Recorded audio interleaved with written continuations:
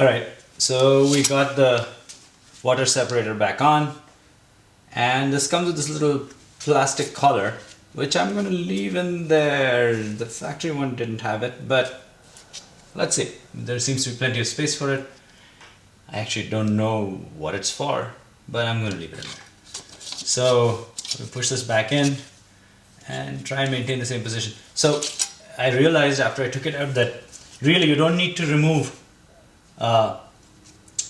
both of these funky bolts here, the screws that I removed with my extension. One of them is enough. I believe this one, the one which I removed with the extension, is good enough, because that it's like a collar here. It's kind of difficult to see perhaps, but there's a metal ring, and that it's sort of like a hose clamp with screws on one end.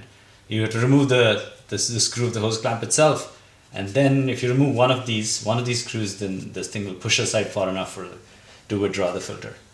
So anyway, I'm going to put this back in. Hope for the best here. Right, that clicks in satisfactorily, and now I have to put in this screw and that screw, and I will do that.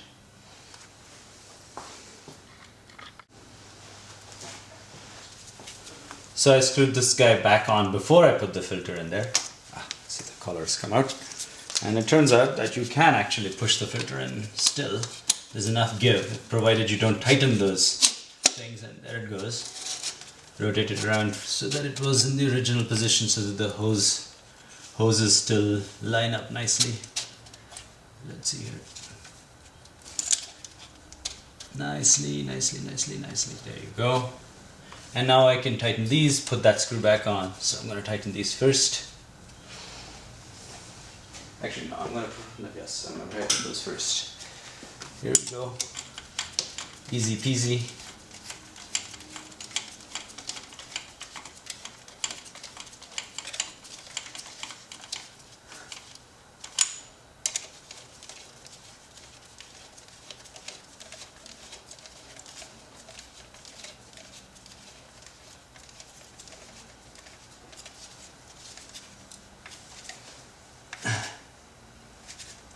Here we go.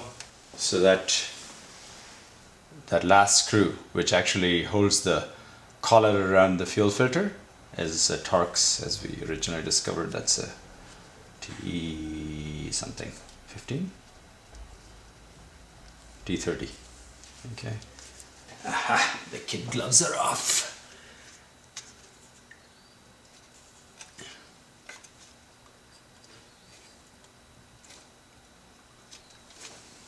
Okay. Let's try the drive now.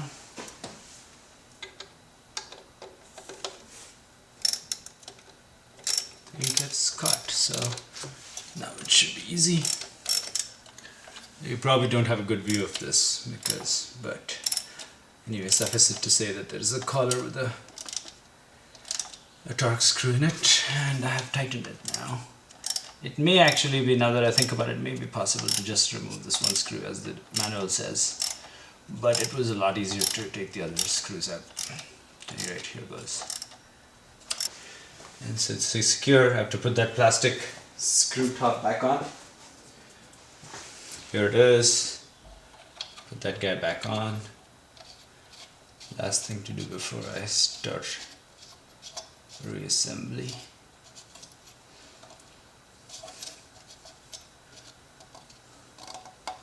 Okay, that's tight. I'm going to put this guy back on. Let's employ the old nose plier technique. Push it back, go in there, baby. Should be easy. Yes! Yes! Go. Push. Yep, that's in there. And let's get the other guy. And that's in. No difficulty there. I do have to get the hose clamp back over here.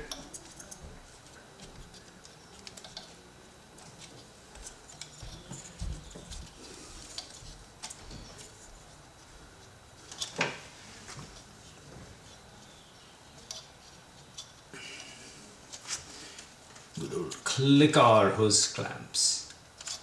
Are they click or clicker? Who knows? Okay, we'll get this guy back in place. And this. Fortunately, there are these nubbies which help you push it. Taking care not to rip into the hose or other expensive parts. Is there such a thing as an inexpensive part of a Mercedes? Probably not. And pull it around this way so that I can, there, in the same place as it was before. And now we will deploy our fancy pliers, which hopefully will be easy. We shall see. So you have to turn these around, turn these pliers around. I should have read the manual, I guess, so that the slot is away from the nub that into which it slots. So for putting it back on, you have to do that. So I'm going to do the same technique here. The nubby is on this side, but the slot is on that.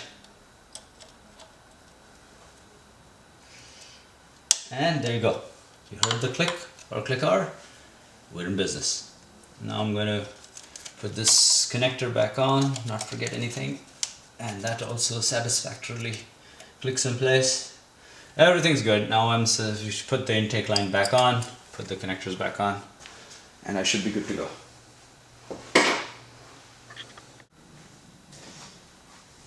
Okay, I'm going to try and attempt to put this back on now. So this is a tricky piece. I've done this before. I've replaced this entire piece. And this bottom flap always gets tucked in and tucked into the duct itself or the pipe itself, and makes it really hard to push it back on. So okay, after struggling with it for a while, I got it, and I think I know what the technique is. So when it's out, you push this guy all the way in. That's easy to do when it's free. And you sort of, there's a swiveling action. You put this inside and tighten both the center and that side, so that those both are snugly fitting. And this guy, the reason it's hard to push in is because the bottom side of this boot, the end flaps on the bottom go into this tube instead of over.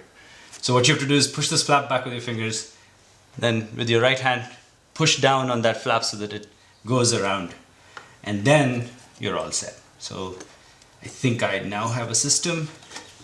This is tight and it's all good. So I put this guy back, this guy, connect the sensor back, and one more here, push that thing in, and we should be good to go. I think engine cover, start up the engine, see what happens. Okay, the engine started up, and I'm checking for leaks here. It all looks good, no leaks, everything seems tight, and it started right up. I have thought that the fuel lines would be empty and it would take a little bit of cranking. No, I guess it fills up the fuel filter right away and started up. I'm going to put the cover back on and off I go.